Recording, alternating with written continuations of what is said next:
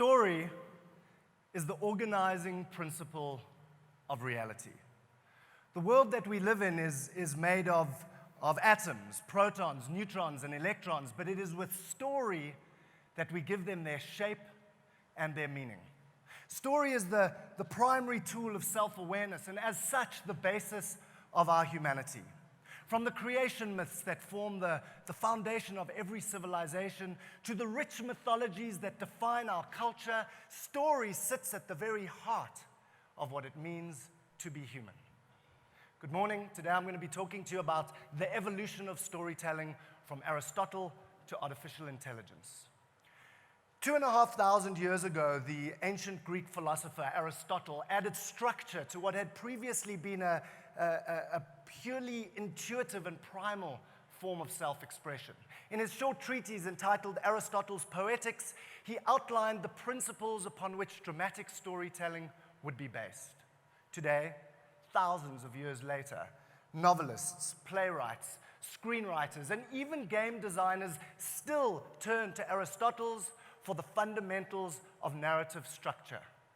And while many of those fundamentals have remained essentially the same, the tools with which we tell our stories have obviously changed. The open-air theatrons, as they were referred to in ancient Greece, have been replaced by air-conditioned multiplexes, 3D televisions in the home, IMAX. But these linear visual experiences really aren't that different from the ancient theater of Delphi. Despite cinema's ability to compress space and time, even the most sophisticated viewing experience closely resembles those dramas of ancient Greece. But that does not mean that storytelling will remain the same forever. In fact, today we have reached a critical inflection point in the evolution of storytelling.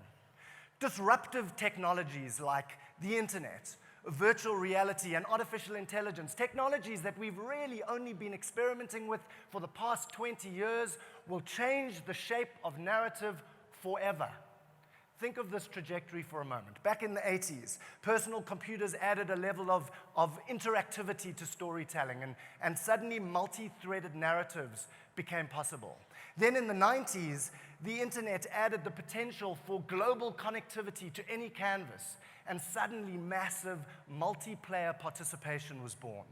Over the past 10 years, the ubiquity of smartphones has added a level of mobility to storytelling, and now location-based stories are becoming a reality. So add to this interactive, non-linear, participatory, location-based storytelling the complete sensory immersion that comes from technologies like the Oculus Rift, or the literally infinite plot-generating potential of an AI story engine, and you really start to wonder where fiction ends and reality begins. Helen Papagiannis, who is a VR expert, says our world is a hologram. And then she asks the provocative question. She says, are our simulated realities really any less real than the universe we are living in? If story is indeed the organizing principle of reality, then not only is storytelling about to be overhauled by technology, but the very nature of reality itself. You see, technology isn't just a tool. It's an extension of us. It is what Terence McKenna calls the real skin of our species. Humanity, he says, is an extruder of technological material. If indeed technology is an extension of our minds, then storytelling is an extension of our thoughts, because storytelling and technology are inseparable.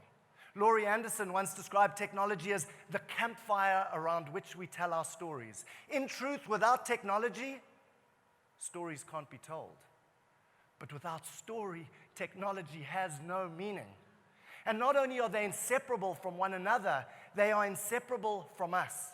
Because storytelling and technology are two of the most critical building blocks of what it means to be human. So as we mold our stories with technology, it is vital that we never lose sight of the critical role that story plays in our lives, because as the shape of our stories change, so too do we. Joseph Campbell, the anthropologist and mythologist famous for writing the book Hero with a Thousand Faces, says if you want to change the world, you have to change the metaphor. If you want to change the world, you have to change the metaphor. People love metaphors because we are metaphor. Humankind is made of metaphor. We are preoccupied with physical reality, the physical reality we experience through our senses, the so-called objective reality. But this objective reality is really just a metaphor for the intangible realm of consciousness from which all life emerged. The French philosopher Pierre Teilhard de Chardin says we are not physical beings having a spiritual experience, we are spiritual beings having a physical experience. And the purpose of storytelling is to reach beneath the surface of that physical experience so that we may shine a light on the more unknowable aspects of our humanity. The greatest stories are not those that recount the facts of history. They are those that reveal the mysteries of being human, that illuminate the inexplicable contours of love or hate or triumph or jealousy, the more obscure dimensions of our being. As Aristotle says, poetry is finer and more philosophical than history. For poetry expresses the universal and history only the particular. The universe of the knowable is expanding. Technology has given us the ability to see further and deeper. Every day, scientists discover new molecules and species and planets, and every day, the universe of the unknowable shrinks. But as the mysteries of human nature disappear, so too do the infinite dimensions of our potentiality. For in ordering and naming and defining everything, we eliminate more and more of the fantastical possibilities of our imagination. And our imagination is our true home, for it is not just the source of our creativity, but the source of all creation. Regardless of what story you tell and what technology you use to tell it, the primary objective must be to look beneath the surface of observable fact and into the mysteries of human nature, where the deepest and most profound truths about our existence reside.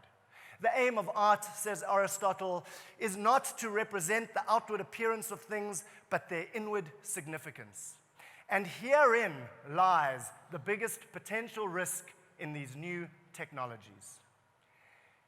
When we create alternate realities, when we create immersive virtual realities, we risk abstracting our experience of reality even further from that original point of consciousness.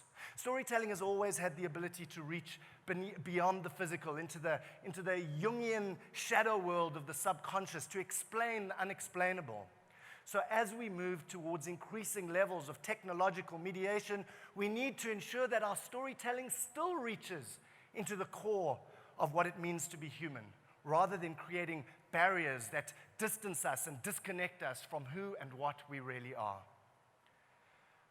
You know, we spend so much time looking into the beyond, pushing the boundaries of technology, searching for life on other planets, when in fact it's not outward that we should look, but inward.